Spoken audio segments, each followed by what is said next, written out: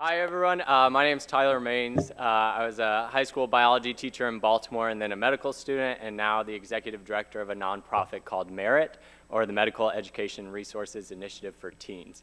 And before and before we start, I just want everyone to close your eyes and imagine that you're going into the doctor's office, or if you've had the experience of being in a hospital, imagine who that doctor is in your mind and what they look like, and really paint a picture of who that person is, and then we'll jump in. So when I was teaching, I had one student in particular, Kimberly, who was chronically absent. She was only in class maybe once or twice a week. And I talked to her one day about what's going on, and she told me, oh, I have diabetes, so I'm in the hospital all the time. And I said, Kimberly, diabetes is a condition that we can control, and I'm concerned that you're going into hospitals all the time. Have you talked to your doctor about this? And she said, no, but I'll ask him the next time I'm in the hospital. So the idea of primary care and preventive care was just completely foreign to her. Rather than seeing a pediatrician every few weeks, she went to the emergency room 7 times in 1 year for a lethal condition called diabetic ketoacidosis. And Kimberly's story is not unique to Baltimore. There are about 150,000 times each year that people should be going to their doctor, but they aren't because they don't have access to care or they don't know how to access health care.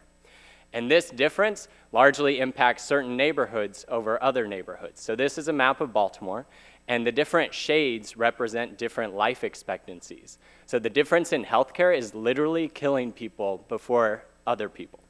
So I'm going to point out 2 neighborhoods in particular. One is Roland Park, one of Baltimore's wealthiest neighborhoods. People there are expected to live well into their 80s.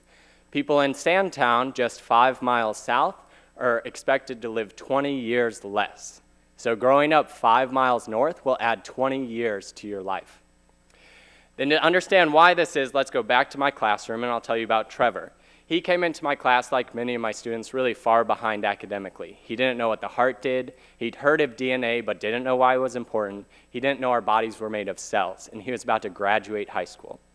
Because of that, he was pretty grumpy in biology class and told me the first week of school we'd get along if I let him sleep. I said, we'll see about that.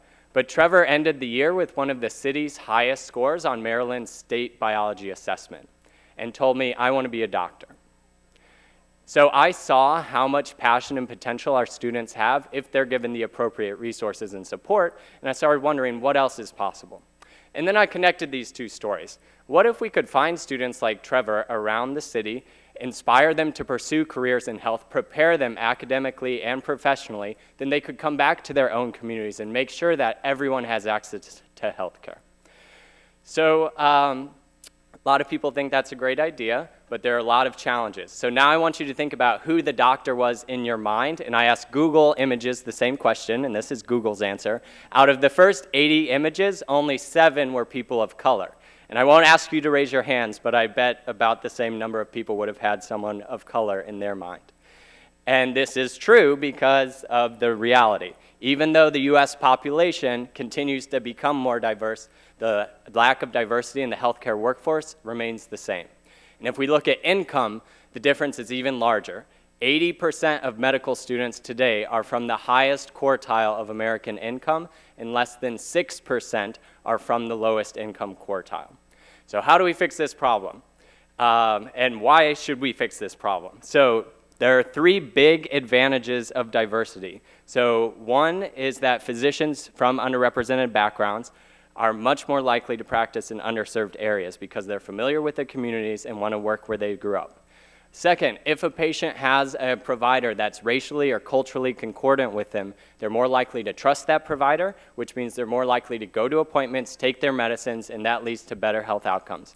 And the third thing, because physicians from low-income families are more aware of the challenges, they're more likely to become public health advocates and ask those big research questions about why these disparities exist, and they're more likely to create the innovative solutions that will help us all.